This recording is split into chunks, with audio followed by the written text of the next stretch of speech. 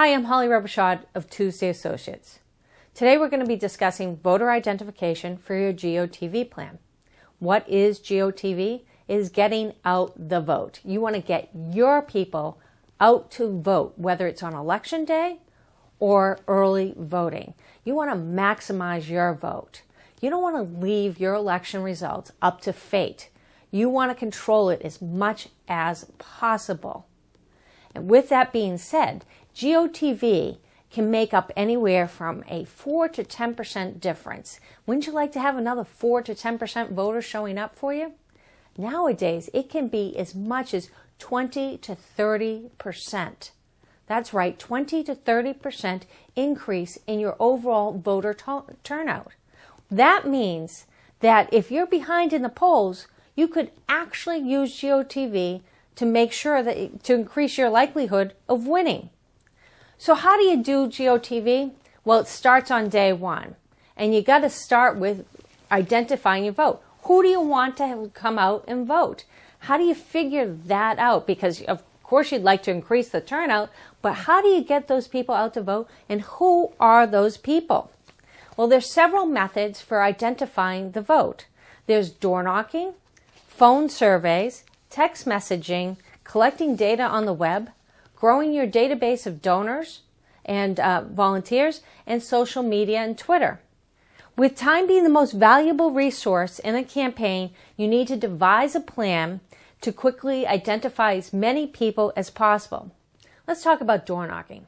It's almost impossible to door knock on every single home in the district. So you need to whittle down a good list of persuadable voters. How do you do that? Well, first you need a voter database. Where do you get one of those?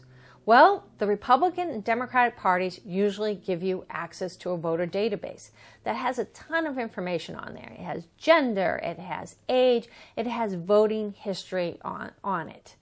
So hopefully your party's going to give you access. But if that doesn't work, there are vendors that will sell you a voter database. Want to make sure it has voter history on there. When did people vote? All that kind of information. Very important. Using that data, you're going to whittle down a good list of persuadable voters. Most lists will rank voters in two different ways. They are ranked 1, A, B, C, and D. Likelihood of going out to vote. A voters are perfect voters. They vote all the time. B voters generally vote. C voters usually just vote in presidential years, and D voters are not very good voters. The other way they rank your voters is 1, 2, 3, 4, and 5. 1 voters vote Republican, and 5 voters vote Democrat. The 2, 3s, and 4s are in between. They're in the middle. So using that data, you're going to create a walking list, a door knocking list. And who do you pick off that list? Well, as a Republican, I'm not going to door knock on number 5s. They're Democrats. They always vote Democrat. So I know if I'm going to go knock on their door, I'm not going to get their vote. So I'm not going to go knock on their door. So I'm going to wipe them off my list. Most likely, I'm going to take the 1s off the list. And you're probably wondering why they vote Republican. Well, if they always vote Republican, I really don't need to go visit them unless I'm in a primary. I'm going to look at the 2, 3s, and 4s.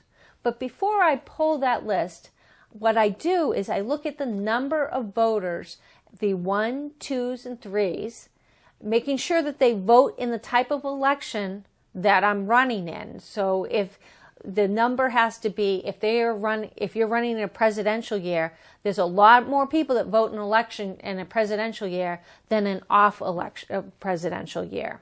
So depending on the election I'm running in, I look at how many 1, 2, and 3 voters there are that on that list. And that has to equal, my 1, 2s, and 3s has to equal 65% of the vote. Why 65%? Because you're only going for 51% of the vote? I have to have enough persuadable people. Because I know when I door knock, I'm not going to get every single voter. So I need to have enough people. So if the 1, 2s, and 3s add up to 65% of the vote, then that's going to be my list, minus the ones because I already know that they're going to go vote for the Republican. So I want to go talk to the 2s and 3s, the people that are in the middle that need to be persuaded. Now that you have a list, what are you going to do with it? You're going to go door knocking, of course. But I put my door knocking on Red Bull. How do you do that? You recruit a lot of volunteers. And a lot of it starts before you even go out to the doors. I have a team of volunteers that address postcards that are sent to the voters, the persuadable voters, before we even show up to their homes. And it usually arrives about within the week of the candidate visiting that door. You don't want it 2 or 3 weeks down the road because then the voter will forget that. So you want to have your team stay up with it as much as possible every week, shipping out postcards so that when the candidate shows up, the voter already knows something about that candidate. So that's one thing. The next thing I do is I take the palm cards, and sometimes in my lower tier races, the candidate writes it out, "Sorry I missed you, Ed," or a volunteer writes it out, "Sorry I missed you." We write it right on the palm cards. So when you go to visit a home where the voter's not home, you just leave the "Sorry I missed you" right in the doorway. You don't stand there writing it at the time you're at the door because that's wasting time. You want to hit as many doors while you're out there as quickly as possible. The next thing I do with that is, for my door knocking, is I do what they call as a push-pull system. This is very important. It takes minimum 2 volunteers to go out door knocking with your candidate, and we implement a push-pull system. How does that work? Well, the first volunteer goes and tries to start hitting homes, and they try to find somebody at home. And if they hit somebody that's not, at home, that's empty, they put the "Sorry I missed you" card. When they finally find somebody, they call the candidate over. The candidate comes over and does their 2-minute pitch. The candidate doesn't go into that home because then that visit becomes a 20-minute visit. Remember, this is about volume. Not the quality of voters, but the quantity of voters. So you want to make sure the candidate never goes in there, that they stand out there on the step, give a 2-minute pitch as to why they're the best person. While that candidate's giving the 2-minute pitch, the other volunteers is hitting homes as well and trying to find somebody at home. Obviously, if somebody's not at home, they leave a "Sorry I missed you" card. When they do find somebody at home, they then call the candidate over. "Come on over. Come on down to the next house." That requires the candidate to only give a 2-minute pitch and move on to the next house. However, I leave my other volunteer behind for a couple reasons. One, to ask that voter, would they like a lawn sign? Because these days you can put a lawn sign right out, and if that voter says, yeah, they'd like a lawn sign. I also have that volunteer record data. Did they have a nice dog? Did they say they were a yes with the candidate? Or did they say they were maybe? Or was education or some other issue very important to them? So we get this info and we put it down there. Now you're wondering, how do we sync that up with our database? For the most part, hopefully you have a database that's electronic that you can just record this in on your iPhone. But I always have a hard copy of my voter list because I don't want to be out there door knocking, get into the sticks, and find out my cell phone's not working and I can't upload my database, and we got to go back all the way to the headquarters to get the database. So I always have a hard copy, so that it's no big deal to then just transfer it back at the headquarters. You always want to make sure that you're using your time to the maximum. So the candidate is then pulled over to the other door, and as that candidate's doing the 2-minute pitch, the other volunteers finishing up, putting that yard sign, making the notes, and then running down the street to the next persuadable home and trying to get another voter out. This is the push-pull system.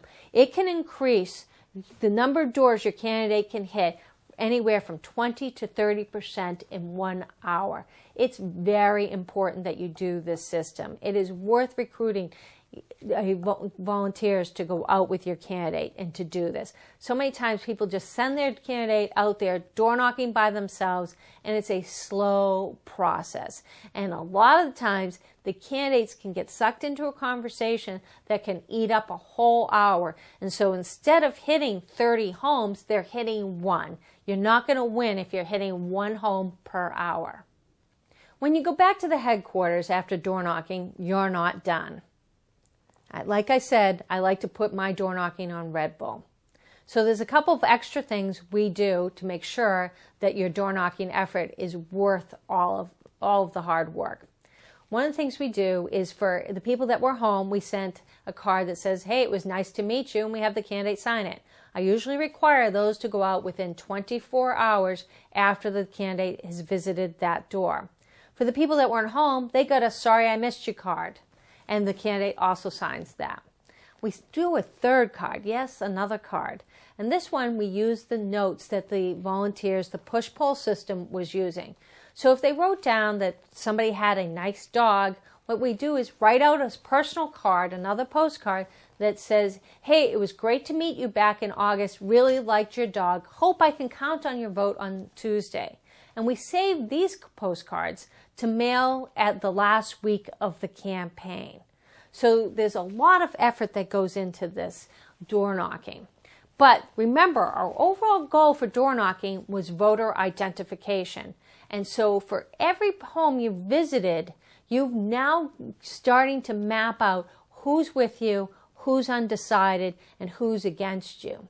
For the people that are not with you, the fives, well, as a Republican, the fives are usually not with me. I don't mail them. I don't talk to them. If they're saying when I'm out there door knocking, and remember, we're talking to persuadable, the twos and threes, but if somebody is a 3 and tells me they're not with me, they go to my category. I rank them as a 5. They're not with me.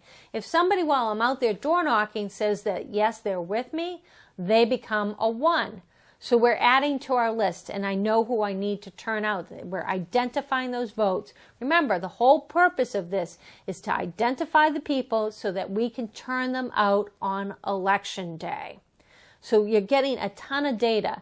A lot of times in a campaign, your volunteers can't keep up with getting that data into your database. That's why if we can do it electronically so that it's happening in real time, that's great. If not, you've got to make sure that your manager is staying on top of all that data to get it into your database so that you know on election day or for early voting who to turn out.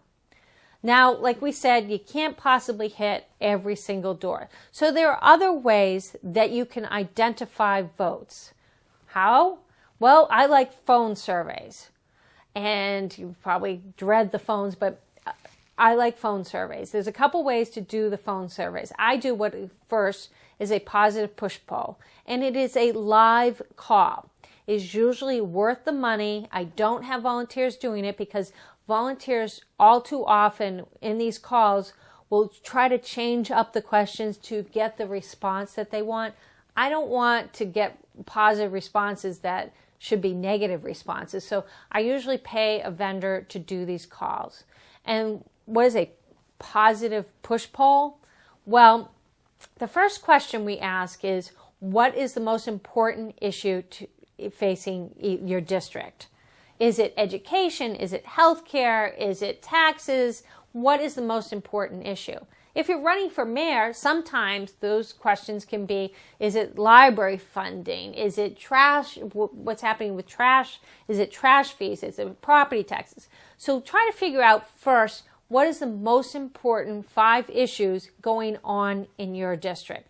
So you ask the voters, and remember, we're calling the persuadable voters, just like your door knocking list, we're calling the persuadable voters. We want to talk to those people, not the 1s and 5s. So it's basically the same list as your door knocking list. So we're calling those people when we're asking them. The first question is, what's the most important question? What's the most important issue? The second question is a head-to-head. Are you with your candidate, or with the opponent? If at that time they say that they're with the opponent, we politely end the call. Thank you for taking this call. It's over. But with that, you've gotten some important information. Once again, you've identified somebody for your opponent, and so you list them down. I would list them as a 5, and now they're recorded as a 5. What do you do with that data? Well, you certainly don't remind them to vote on election day. You basically wipe them off. You don't want to send them a piece of mail. You don't want to try to persuade them. You want to move on. You want to buzz the beehive. Okay, so now you call another voter, and this one says that they are with you. Okay, so you find out what issue matters to them, and then they say they're with you. At that point, I say, well, I'm calling for my candidate, and we were wondering, you're seeing as you're with our candidate, would you like a yard sign? If they say they want a yard sign, that gets marked down, and we put all of this information onto the database, and of course we get a yard sign right out to them. But we mark them as a 1. Now, what do we do with that voter now that they're marked as a 1? Well, we don't have to mail them persuasion postcards. We don't have to do anything other than get them out to vote. So they just go into our database for GeoTV efforts. We don't have to persuade them. What do you do with the people that answer, I don't know? And that happens all too often. So the voter says, okay, I care about, remember we gave them 5 issues in the beginning. Let's say that they cared about taxes. And then they say that they don't know which candidate they're supporting. We say, well, at this point, we identify and say, well, we're taking this phone survey for our candidate. And would you like to know a little bit more information about that candidate? And they'd say, sure. So at that point, we then tell them some important information about that candidate. The only information that we give them is that information is dependent on what they said in the first question. So if they said that taxes was the most important issue to them, then we give them information on taxes and say, well, our candidate is the only one that signed the No New Taxes pledge. And we give them that positive push, not a negative push, positive push for that candidate. Then we ask a follow-up question. Say, now that knowing that our candidate is the only one that signed the No New Taxes pledge, are you more likely or less likely to support that candidate? If at that point they say they're still undecided, well, then we mark them down as a 3 and we still got to work on them. But what we do know about that person is every time we contact them, we're going to talk to them about taxes. If they say now, if the voter says, oh, well, I'm with that candidate, I don't really trust them all that much, so I'll probably still list them off as a 2, but they're leaning our way and I want to continue to push them over to our effort. And I will continue to talk to them about taxes and work them over. Now, a lot of times I will do the phone surveys in conjunction while I'm outdoor knocking. So there will be times when we're outdoor knocking that my candidate will actually know what issue the voter cares about. So we're doing the phone surveys and we've identified people that are in the middle and what issue they care about. So when the candidate shows up to that door, if they've told us taxes is their issue, then my candidate should be talking to them about taxes. When you're talking to that person on their issue that they care about, they're more likely at that point to say, hey, I'm going to be with you. What do they call this? This is what they call micro-targeting. So you're identifying the votes. You're identifying voters on the issues that they care about. This is what they call micro-targeting. It's not that difficult, but that's what it is. So you're using all of this data in conjunction, remember, for your GeoTV plan, and you're whittling down that list of undecided people in the middle, so that you know who to turn out on election day. You're not going to reach 100% of voters through door knocking or phone surveys. It's hard to get people to answer their phones these days. Well, there's a new technology out there that is helping a lot of campaigns. It's called peer-to-peer texting. Why would you want to text people? 92% of people read their text messages. You can't get 92% of people to read their emails, answer their phones, or answer their doors. So this is a good way to cut through the clutter. For the most part, well, you have to hire a vendor to do this. It's not something that you can do internally on a campaign. You have to hire a vendor. What do? Well, you send the vendor your persuadable voters, the people in the middle, and they match it to a cell phone list. Then you work with that vendor on a message that you want to send out. And, sometimes it can be just a word message. Other times you want to put a word message and links into it and video. But overall, you work with the vendor on the message that they feel that will help you persuade those voters. Once you send out the message, sure, you're going to get some pushback from people that don't like being contacted on their cell phones. That happens.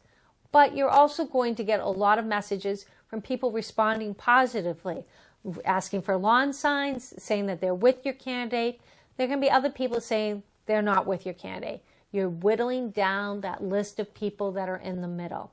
You take this data from the text messaging and you put it onto that database.